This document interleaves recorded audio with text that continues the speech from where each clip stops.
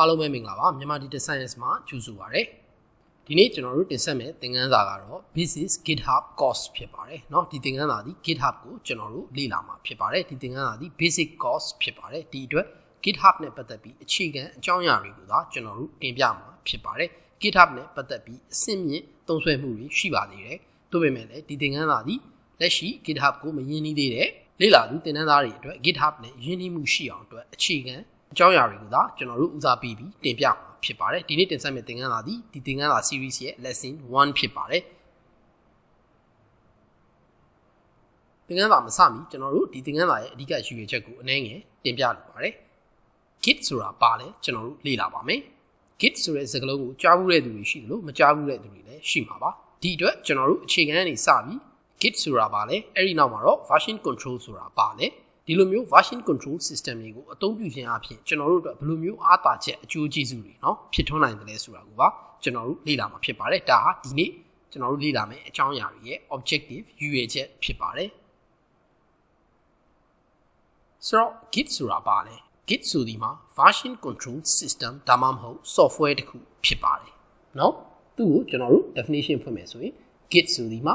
version control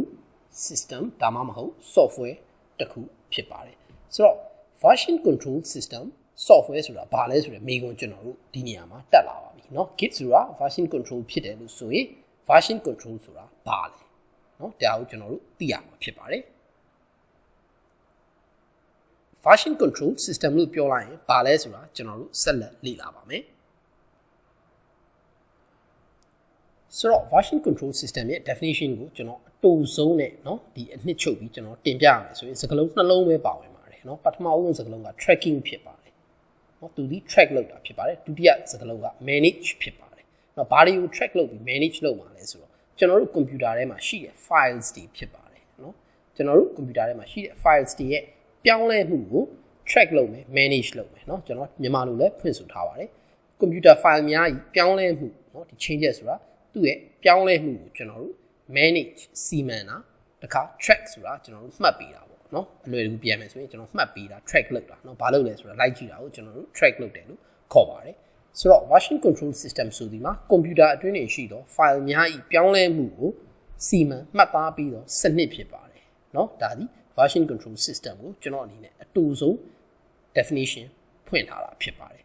ကျွန်တော်မှတ်ချက်ရေးပေးထားပါတယ် computer files လို့ကျွန်တော်တို့ပြောမယ်ဆိုရင် computer တစ်လုံးအတွင်းမှာရှိတဲ့ file အမျိုးအစားအကုန်ကိုဆိုလိုတာဖြစ်ပါတယ်เนาะဥပမာအားဖြင့်ကျွန်တော်တို့စာရေးပြုလုပ်တဲ့ word file တွေရှိတယ်လို့စီးရင်ပြုလုပ်ထားတဲ့ excel file တွေဒါမှမဟုတ်နောက်ဆုံး program ရေးသားထားတဲ့ကျွန်တော်တို့ရဲ့ coding file တွေเนาะကြိုက်နှစ်သက်ရာ programming language ကိုသုံးအဲ့ဒီ code ရေးထားတဲ့ code file တွေအားလုံးအကျုံးဝင်ပါတယ်ဆိုတော့ version control system ဒီကျွန်တော်တို့ရဲ့ computer အတွင်းမှာရှိတဲ့ files တွေရဲ့ပြောင်းလဲမှုကိုသူကမှတ်ပေးတာဖြစ်ပါတယ်ဒီလိုဆိုရင် version control system ရဲ့ definition ကိုကောင်းစွာနားလည်မယ်လို့ကျွန်တော်ယူဆပါတယ်ကောင်းပါပြီကျွန်တော်တို့ version control system นี้အသုံးပြုခြင်းအပြင်ဘယ်လိုမျိုးအကျိုးကျေးဇူးတွေရရှိနိုင်လဲဆိုတာကိုဆက်လက်လေ့လာပါမယ် collaborate ဆိုတာကျွန်တော်တို့ပူးပေါင်းဆောင်ရွက်တာဖြစ်ပါတယ်เนาะ work between different user လူတစ်ဦးထပ်ပို့ပြီးတော့เนาะလူနှစ်ယောက်ပဲဖြစ်ဖြစ်နှစ်ယောက်ထပ်ပို့ပြီးတော့ပဲဖြစ်ဖြစ်ပူးပေါင်းဆောင်ရွက်တော့မယ်ဆိုရင်version control system တွေကိုအသုံးပြုခြင်းအပြင်အကျိုးကျေးဇူးဖြစ်ထွန်းစေပါတယ်။ဘာကြောင့်လဲဆိုတော့ track who make changes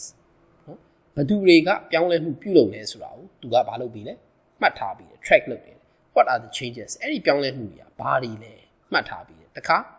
ဘယ်အချိန်မှာအဲ့ဒီပြောင်းလဲမှုတွေကိုလုပ်လိုက်တာလဲနော်ဘယ်အချိန်မှာလုပ်လဲဘယ်သူကလုပ်လဲအဲ့ဒါတွေအကုန်လုံးကိုမှတ်ထားပြီးတယ်ဆိုလိုချင်တာဥပမာကျွန်တော်တို့မှာ file တစ်ခုရှိတယ်ဆိုကြပါစို့နော်ဒီ version control system ကမရှိဘူးဆိုရင်ကျွန်တော်တို့ဒီ file ကိုဆိုကြပါစို့ဒီ file ဒီမောင်မောင်ရဲ့ file ဖြစ်တယ်နော်ဒီ file ဒီမမရဲ့ file ဖြစ်တယ်ဒီ file ဒီကိုရဲ့ file ဖြစ်တယ်ဆိုကြပါစို့နော်ဆိုတော့ version control system ကမရှိဘူးဆိုရင်မောင်မောင်ကသူ့ရဲ့ကိုယ်ပိုင် file နဲ့သူမမကလည်းသူ့ file နဲ့သူ့ file သူ့ရဲ့ version ပေါ့ဗျာနော်ကိုကလည်းသူ့ file သူ့ version အဲ့လိုမျိုးကိုယ်ပိုင် file တွေခွဲခြားပြီးသူတို့တွေဟာရေးသားမှုပြုလုပ်ရမှာဖြစ်ပါတယ်နောက်ဆုံးမှာတော့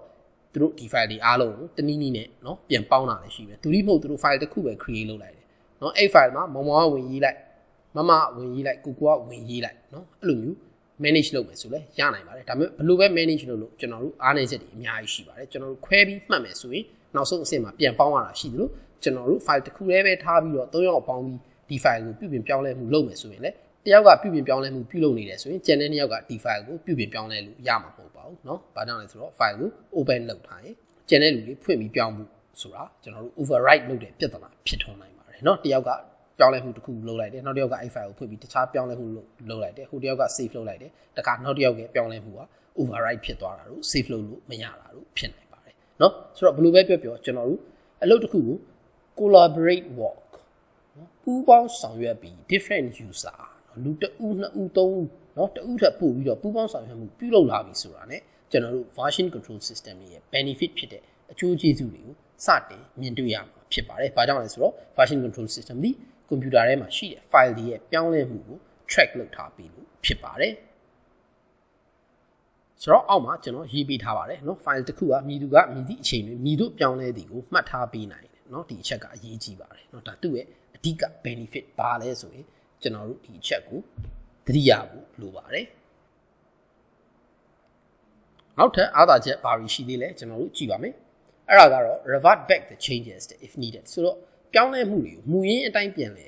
ပြင်ဆင်နိုင်တယ်တဲ့เนาะဥပမာဆိုကြပါစို့ကျွန်တော်ဒီ file ဖွင့်ပြီးရေးလိုက်တယ် abc ဆိုပြီးကျွန်တော်ရေးထားတယ်နောက်တစ်ယောက်ကဝင်လာတယ်เนาะဒါ p1 ပေါ့ဗျာเนาะ person 1 abc လို့ရေးတယ် person 2ကဝင်လာတယ်ဝင်လာပြီးတော့ဒီ abc ကိုဖြတ်ပြီးသူက def လို့ရေးတယ်ဆိုပါစို့အဲ့ဒီအချိန်မှာဒီ def လို့ရေးသားခြင်းဒီအမှန်တကယ်ဒါမှားယွင်းတယ်အဲ့ဒီအတွက်ဒီ person 2ဒီเนาะနောက်တစ်ချိန်မှာ person 1တော့လောက် person 2တော့လောက်ဒီ def ကနေသူတို့ရဲ့မူလ version ဖြစ်တယ်เนาะဒီ original version ကိုပြန်လဲ revert လုပ်လို့ရပါတယ်เนาะပြန်လဲ revert လုပ်လို့ရတယ်ဆိုလိုချင်တာမူရင်းအတိုင်းပြန်လဲထားရှိနိုင်တယ်ဒါမှမဟုတ်ပြင်ဆင်နိုင်တယ်เนาะဒီအချက်ကိုမှတ်ထားပြီးပါနောက်တစ်ခုက store in local and remote repository တဲ့เนาะဒီအချက်ကိုကျွန်တော်နောက်လာမယ့်သင်ခန်းစာတွေမှာ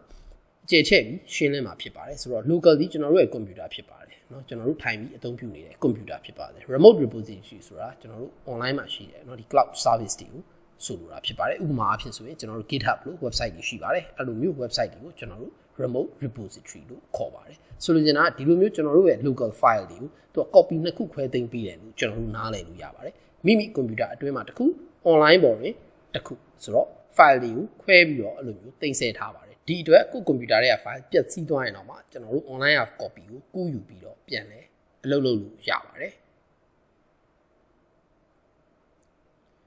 ဆိုတော့ version control system တွေအမျိုးမျိုးရှိပါတယ်အဲ့ထဲကမှကျွန်တော်တို့ git ကိုအသုံးပြုမှာဖြစ်ပါတယ် git ကလွယ်ကူပါတယ်เนาะဘယ်လောက်လွယ်ကူလဲဆိုရင်ကျွန်တော်တို့ဒီသင်ခန်းစာကိုဒီ visit github course ပြီးဆုံးသွားမယ်ဆိုရင်လေ့လာသူမိတ်ဆွေဟာ git ကိုအတော်လေးထိထိရောက်အသုံးချနိုင်မယ်လို့ကျွန်တော်တို့ယုံကြည်ပါတယ်နောက်တစ်ချက်က git ဒီအခမဲ့ဖြစ်ပါတယ်သူဒီ free ဖြစ်ပါတယ် open source လည်းဖြစ်ပါတယ်เนาะဒီအတွက်ကျွန်တော်တို့ license ကိစ္စတွေတွေးတော့ပူပင်စရာမလိုပါဘူးဒီသင်ခန်းစာကိုဒီမှာပဲရန်နာခွင့်ပြုပါနောက်လာမယ့်သင်ခန်းစာမှာကျွန်တော်တို့ git နဲ့ github ကို